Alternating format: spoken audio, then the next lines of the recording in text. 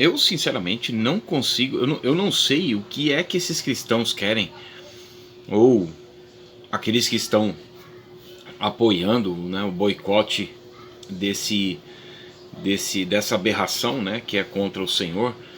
Mas sinceramente eu não consigo entender aonde querem chegar, né? A própria Bíblia diz: deixe que eles continuem fazendo o que eles estão fazendo. Continue. Eu vou ler o texto de Apocalipse, capítulo 22, verso 11. Para você que não é cristão, para você que não tem, não lê a Bíblia, não tem tanta frequência, né, na leitura bíblica, eu vou ler o texto aqui que está em Apocalipse capítulo 22, no verso 11. Continue o injusto fazendo injustiça, continue o imundo ainda sendo imundo, mas continue o justo na prática da justiça, e o santo continue a santificar-se. E eis que venho sem demora. O Senhor promete voltar. O Senhor reivindicará a sua santidade. E aqui, quando ele diz continue, não é que ele está aprovando, mas isto é uma forma de condenação. Esse levantamento, né, de pessoas, né, essa movimentação, mobilização de pessoas fomentando um boicote a esse filme de blasfêmia, né, da Netflix, isso vai dar mais força ainda ao ecumenismo, porque daqui a pouco você não vai poder mais pregar o que está na Bíblia, porque vão começar a falar: mas vocês falaram do filme, vocês falaram disso, vocês falam daquilo. Então deixe, meus irmãos. No final de tudo, o Senhor está dizendo aqui: eis que venho e venho sem demora.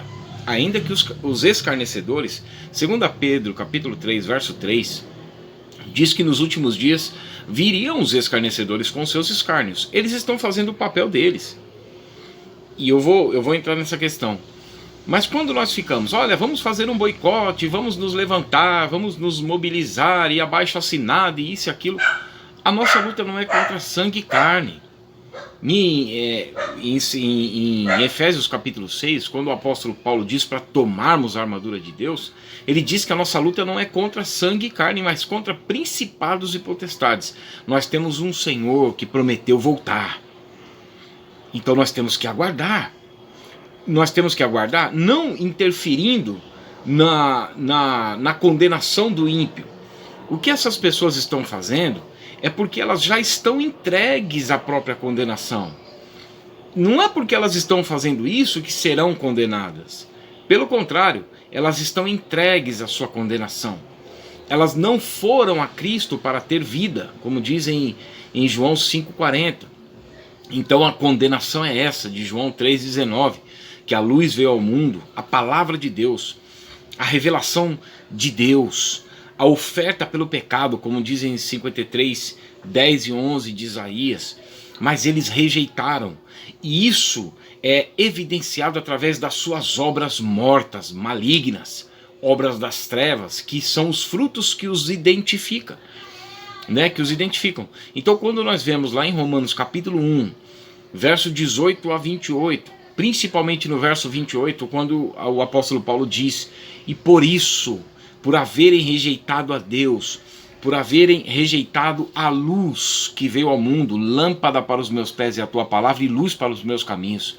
Foi isso que o Senhor disse. A condenação é essa. Qual, Senhor? Rejeitaram João 3,16, porque Deus amou o mundo de tal maneira que deu o seu Filho unigênito, para que todo aquele que nele crê não pereça, mas tenha vida eterna. No 19 diz o contrário. Por que a condenação vem? Porque eles rejeitaram a luz, eles rejeitaram a palavra de Deus. Então o próprio Deus os entrega a um estado mental reprovável. Quando uma pessoa chega a um estado desse, de blasfemar do próprio autor da vida e levar como uma brincadeira, a maldição que está sobre a vida deles é o que os impulsiona a fazer esse tipo de coisa, para que a sua condenação seja cada vez mais reforçada.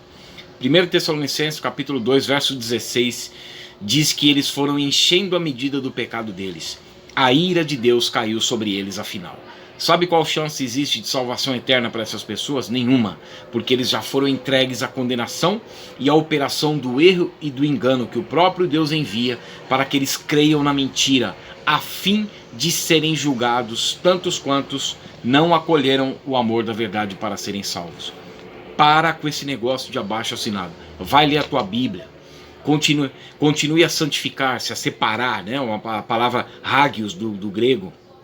Separação, seguir a paz com todos e a santificação, sem a qual ninguém verá a Deus.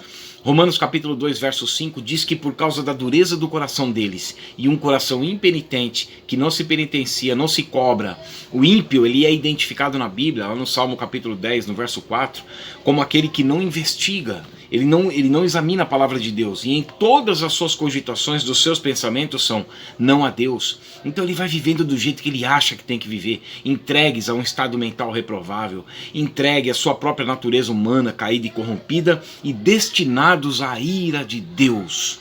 Eles estão destinados à ira de Deus e nada poderá livrá-los disso.